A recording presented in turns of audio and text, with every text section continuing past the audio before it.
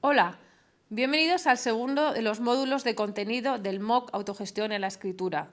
Bien, ahora nos acercaríamos a una de las estrategias que menos se ha trabajado en la escuela, que es la composición de textos. ¿Qué significa esto? Que a lo largo de la escuela hemos trabajado la memoria, la reproducción de contenidos, resumir textos y comentar textos, pero no se trabaja la composición. ¿Qué pasa? Que cuando el alumno universitario se enfrenta a un trabajo donde las instrucciones son mínimas, esto crea mucha inseguridad y mucha ansiedad. Entonces, esto lo vamos a tomar un poco con calma porque además estamos en un contexto en el cual cada vez escribimos más, porque tenemos que escribir muchos mensajes de texto, muchos mensajes por correos electrónicos, pero de muy baja calidad. Casi estamos volviendo a los emoticonos, a las imágenes, etcétera, y realmente a escribir poco con una cierta, bueno, lo que requeriría mucha concentración, mucha información, digamos tiempo, ¿no?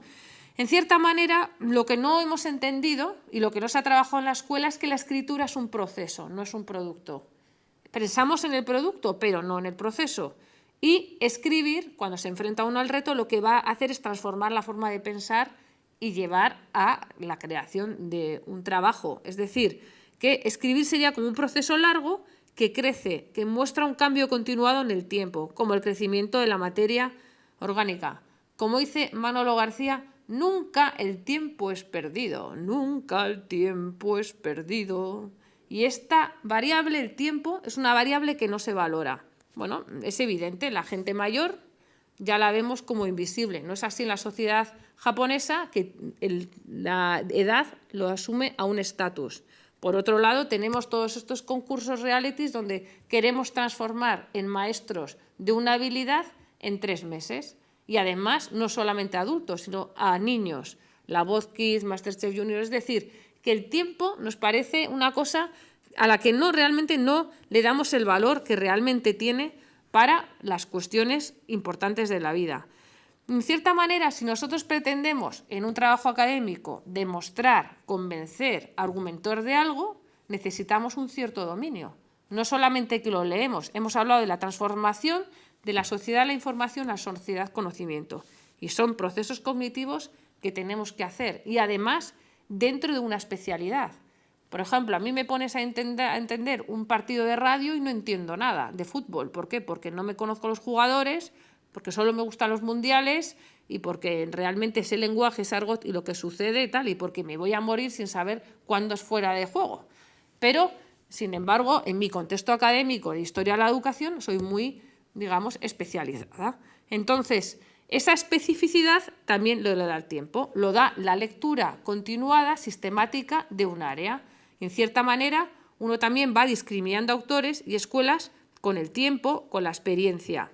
Y esto también nos lleva a que uno comienza su trabajo de composición con una idea muy general y lo que tiene que hacer es bajar a la especificidad.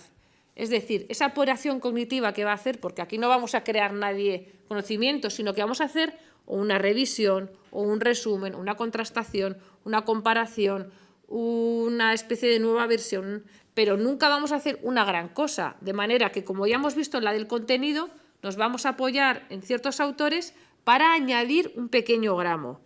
Y esto supone especificidad. Y por otro lado, digamos que la composición escrita, igual que la composición musical, tiene un tono, una tonalidad y tiene un modo. ¿Qué tonalidad tiene? Digamos, en una composición musical, los sostenidos y los bemoles son los que nos van dando pues, el sostenido, la alegría y la bemol, la tristeza, ¿no?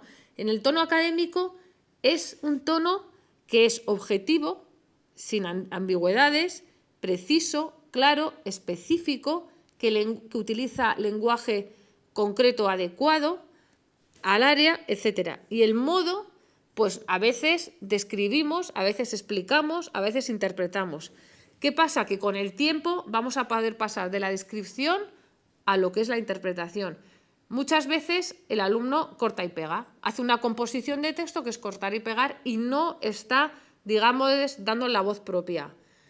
Hay que guiar al lector y hay que poner voz propia. Teníamos un contenido tenemos una composición de este contenido y tenemos que hacer que nuestra composición, nuestro hilo argumental, lo entienda el que lo lee. Y entonces tenemos que guiar al lector a través de toda nuestra composición del texto. ¿Cómo lo va a entender? Si tenemos primero el contenido claro, el concepto de lo que vamos a hacer. ¿Cómo lo adquiero? Iniciándome y yendo a lo específico y decidiendo, tengo que tomar una decisión de qué es lo que voy a hacer. ¿Cómo lo voy a marcar? Con los verbos. Los verbos marcan la operación cognitiva. Voy a resumir, voy a clasificar, voy a categorizar, voy a reinterpretar, voy a comparar. Eso es lo que va, digamos, a marcar. Y desde el principio, que es donde vamos a colocar estas operaciones, hasta el final, tenemos que mantenerlo dentro de este proceso de construcción del conocimiento.